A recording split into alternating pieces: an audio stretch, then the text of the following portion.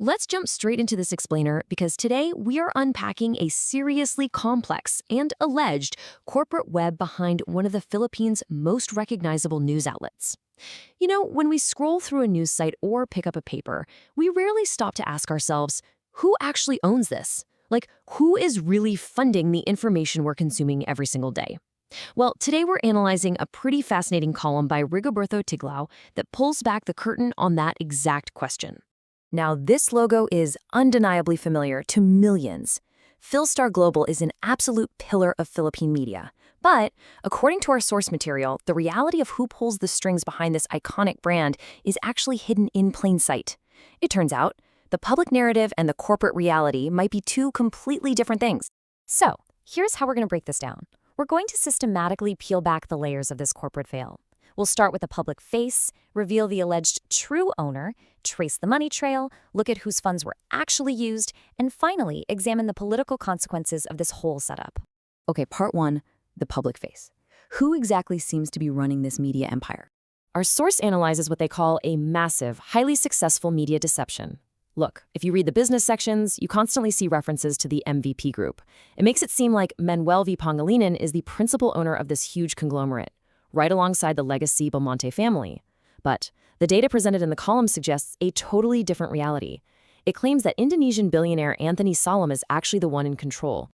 That brings us to part two, the real owner revealed. Let's pierce that corporate veil. Here's the catch. The Philippine Constitution literally bans foreign capital in media, and it strictly limits it in public utilities.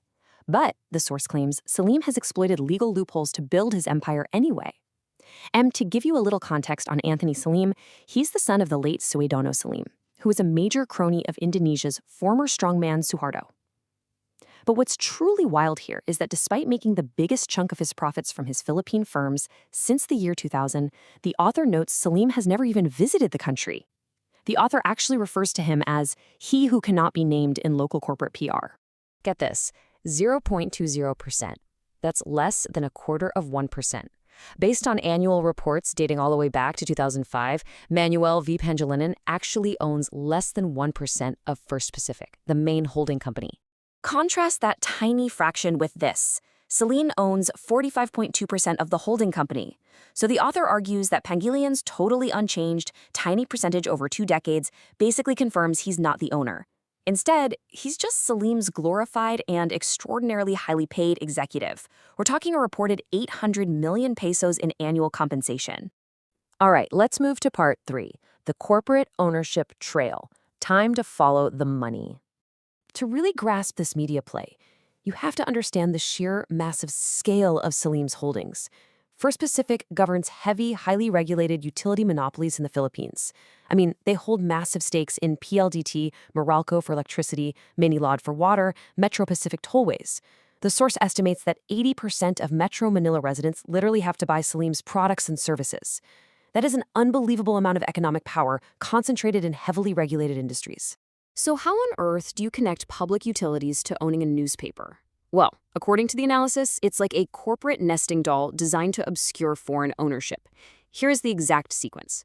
First, PLDT management controls the PLDT Beneficial Trust Fund. Then, that fund creates BTF Holdings. Next, BTF Holdings owns MediaQuest. Then, MediaQuest owns Hastings Holdings. And finally, Hastings Holdings and MediaQuest buy up a 51% majority stake in Philstar. Crazy, right?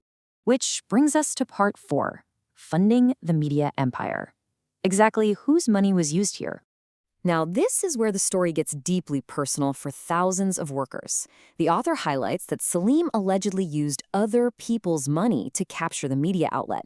Specifically, the PLDT Beneficial Trust Fund invested 14.5 billion pesos into MediaQuest.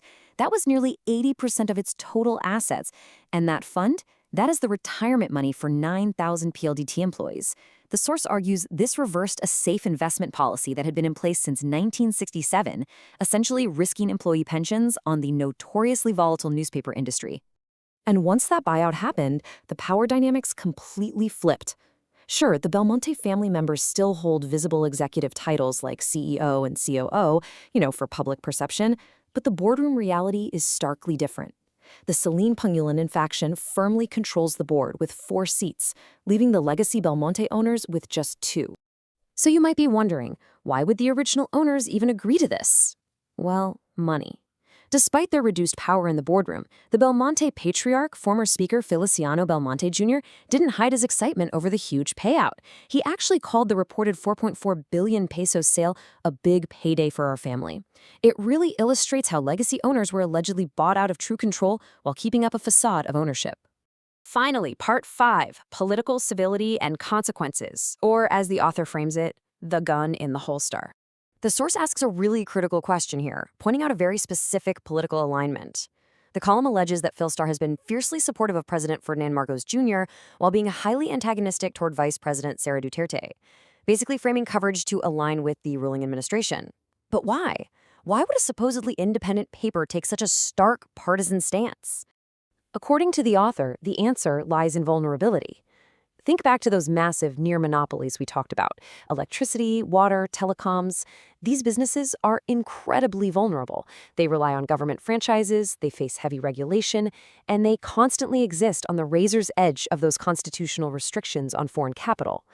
Because Salim's empire relies so heavily on these utilities, the author alleges they desperately need a compliant media arm to protect their assets from government action.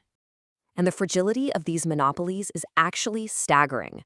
To put it into perspective, the author notes that just a single passing comment from President Marcos in his State of the Nation address, just a comment about electricity system losses, was enough to trigger a sharp fall in Meralco's share price, because government policy has an immediate massive impact on the bottom line.